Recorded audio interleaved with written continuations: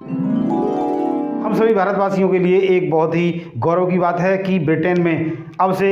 एक भारतवंशी का शासन होगा। जिस समय भारत आज़ाद हुआ था उस समय विंस्टन चर्चिल ने कहा था कि यदि हम भारतीयों को सत्ता सौंप भी दें तो वो सत्ता को चला नहीं सकते। तो आज प्रूफ कर दिया है कि हम अपने यहाँ नहीं आपके यहाँ भी सत्ता चला सकते हैं। जैसा कि आपको पता है, जब हमारा देश आज़ाद हुआ था तो हमारे देश में बहुत ज़्यादा अशिक्षा थी, गरीबी थी। गरीबी का कारण ब्रिटेन वाले ही थे, क्योंकि उन्होंने यहाँ से हमारे जो हस्त उद्योग था उसको समाप्त कर दिया था और वहाँ से जो कल कारखाने में कपड़े बनते थे उनको यहाँ ला के बेचते थे। इसलिए हमारी जो आर्थिक स्थिति यानी हमारे यहाँ का धन सारा ब्रिटेन में पहुँचा दिया था और उसके आधार पर ब्रिटेन ही नहीं सारा वर्ल्ड इस प्रकार की कयास लगा रहा था कि अब भारत में जो नई सत्ता स्थापित होगी वह है किस प्रकार से शासन चलाएगी, यानी जो अनपढ़ लोग हैं उनको कैसे शासित किया जाएगा। तो हमारे पहले प्रधानमंत्री स्वर्गीय जवाहरलाल नेहरू ने सिद्ध करके दिखा दिया कि हमने एक बहुत बड़ा जो लोकतंत्र है वह स्थापित कर लिया और आज भी वह सबसे ऊपर है, सफल है। और आज हमारे देश के एक भारतवंशी युवा ऋषि सुनक ने वहाँ पर पदभार संभाल लिया है। ब्रिटेन की कंजर्वेटिव पार्टी ने सोमवार को ऋषि सुनक को अपने दल का नेता चुन लिया और मंगलवार को उन्होंने चार्ल्स तृतीय से मुलाकात करके अपना पदभार संभाल लिया। और पदभार संभालते ही उन्होंने अपने जो प्रधानमंत्री आवास है उस पर जो डाउनिंग स्ट्रीट 10 के नाम से जाना जाता है उसके बाहर निकलते ही पहले संबोधन में कहा कि मैं ऐसे समय में पदभार संभाल रहा हूं जब ब्रिटेन आर्थिक स्थिति से जो डमाडोल है या गहरे आर्थिक संकट से जूझ रहा है और यह स्थिति कोविड और साथ में रूस और यूक्रेन के बीच जो झगड़ा चला हुआ है, युद्ध चला हुआ है, उसकी वजह से उत्पन्न हुआ है। तो उन चुनौतियों को स्वीकार करते हुए, यानी जो चुनौतियां इस समय आई हुई हैं उनको स्वीकार करते हुए मुझे पदभार संभालने में कोई भय नहीं है। जैसा कि आपको पता है कि पीछे जो इलेक्शन हुआ था उसमें जो वहाँ के एक महिला थी लिज ट्रस, जिन्होंने ऋषि सुनक को पराजित करके प्रधानमंत्री बनी थी और ब्रिटेन के इतिहास में वह भी एक इतिहास बना था कि सिर्फ 44 दिन बाद ही उन्होंने इस्तीफा देना पड़ा और हवाला दिया कि मैं जिस वादे के साथ, जिस इरादे के साथ मैंने पदभार संभाला था, मैं उस इरादे को, उस वादे को पूरा नहीं कर पा रही, इसलिए अपना पद छोड़ती हूँ। और अब उनकी जगह पर ऋषि सुनक जो भारतवंशी हैं उनको प्रधानमंत्री बनाया गया है। उन्होंने लिज ट्रस की ओर इशारा करते हुए यह भी कहा कि कुछ गलतियाँ हुई हैं, जानबूझकर नहीं या किसी गलत या बदनीयत के साथ नहीं, लेकिन गलतियाँ हुई हैं। उन गलतियों को सुधारने के लिए ही मुझे मेरी पार्टी ने यानी कंजर्वेटिव पार्टी ने मुझे अपने दल का नेता चुना है और मुझे प्रधानमंत्री चुना है। तो मैं आशा करता हूं कि मेरे लिए जो चुनौतियां मिली हैं मैं उनको एक लोगों के जो भाव हैं या लोगों के जो इरादे हैं या लोगों की जो भावना है मुझसे जुड़ी हैं, मैं उन पर खरा उतरूँगा। और साथ में उन्होंने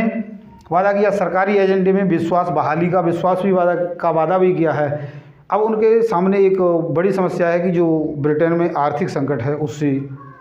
उबारना और साथ में कंजर्वेटिव पार्टी जो खेमों में बटी हुई है उन खेमों में बटी हुई पार्टी को एकत्रित करना और खाने की चीज़ें, ईंधन, इनकी जो ऊंची कीमतें हैं उन ऊंची कीमतों से वहाँ के आमजन को लाभान्वित करना या उनकी जो समस्या है उस समस्या को दूर करना। और साथ में उन्होंने यह वादा भी किया है कि मैं बातों में नहीं काम में विश्वास रखता हूं, काम के आधार पर मैं अपनी जो चुनौतियां हैं इस समय ब्रिटेन में उन चुनौतियों को दूर करूंगा। आज की हमारी चर्चा का अगला पॉइंट है ऋषि सुनक और उनकी पत्नी अक्षता मूर्ति की जो संपत्ति है वह है ब्रिटेन के किंग चार्ल्स तृतीय की जो संपत्ति है उससे दुगनी है। अखबार गार्जियन के अनुसार ऋषि सुनक और अक्षता मूर्ति की जो संपत्ति है वह है 73 करोड़ पाउंड अर्थात 6889 करोड़ रुपए, जबकि वहाँ के जो चार्ल्स तृतीय हैं उनकी और उनकी पत्नी कैमिला हैं उनकी संपत्ति 30 से 35 करोड़ पाउंड या 3304 करोड़ रुपए है, जो कि उनकी संपत्ति से आधी है। आपको ये पहले ही पता है कि जो ऋषि सुनक हैं वो इन्फोसिस कंपनी के मालिक नारायण मूर्ति के दामाद हैं, अर्थात जो अक्षता हैं उनकी पुत्री हैं। अगला जो पॉइंट है हमारा वो है कि सिर्फ 7 साल में संसद से पीएम बने सुनक, यानी जो सुनक हैं वो शुरुआत में एक बैंकर थे या बैंकर इन्वेस्टर थे, वहाँ से वो राजनेता बने और राजनेता का उनका कैरियर है वो 2015 में शुरू हुआ। 2015 में पहली बार यॉर्कशायर के रिचमंड से सांसद चुने गए और टेरेजा मे की सरकार में उनको एक स्थानीय सरकार का मंत्री बनाया गया था। जब 2019 में चुनाव हुए तो बोरिस जॉनसन की सरकार बनी और बोरिस जॉनसन की सरकार में उनको वित्त मंत्री बनाया गया और वित्त मंत्री के पद पर रहते हुए उन्होंने कोविड के दौरान एक मिनी बजट पेश किया और उस मिनी बजट के द्वारा उन्होंने दिखा दिया कि उस समय जो ब्रिटेन की स्थिति थी, आपको पता है बहुत ज़्यादा कोविड के मामले सबसे ज़्यादा वहीं आए थे, तो उस समय जो स्थिति खराब हो गई थी उसमें उन्होंने वहाँ की आर्थिक स्थिति को इस प्रकार से संभाला कि वहाँ की जो जनता है, वहाँ के जो लोग हैं वह उनको भावी प्रधानमंत्री के रूप में देखने लगे थे और आज उसी का परिणाम है कि वो भावी प्रधानमंत्री बन गए हैं।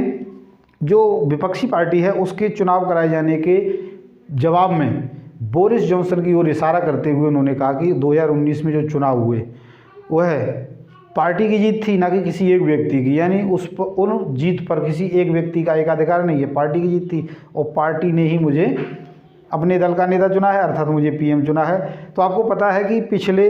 कुछ दिनों में ब्रिटेन में दो इतिहास बने हैं। एक इतिहास ये बना है कि वहाँ की जो सबसे कम कार्यकाल की प्रधानमंत्री बनी थी लिज ट्रस, सिर्फ 44 दिनों बाद ही उन्हें इस्तीफा देना पड़ा और इस्तीफा देने का कारण उन्होंने यह हवाला देते हुए कहा था कि मैं जिस वादे के साथ प्रधानमंत्री बनी थी मैं उन वादों को पूरा नहीं कर पा रही, इसलिए अपने पद से त्यागपत्र देती हूं। और उसके बाद अब जो नया इतिहास बना है वो क्या है कि भारतवंशी सुनक ब्रिटेन के प्रधानमंत्री बने, लेकिन वह 210 वर्षों में, यानी ब्रिटेन के इतिहास में 210 वर्षों में ऐसा पहली बार हुआ है कि सबसे युवा बने हैं, यानी 42 वर्ष के ऋषि सुनक प्रधानमंत्री बने हैं। और दूसरा एक और इतिहास ये है कि वह पहले भारतवंशी भी हैं, साथ में हिंदू भी हैं और अश्वेत हैं,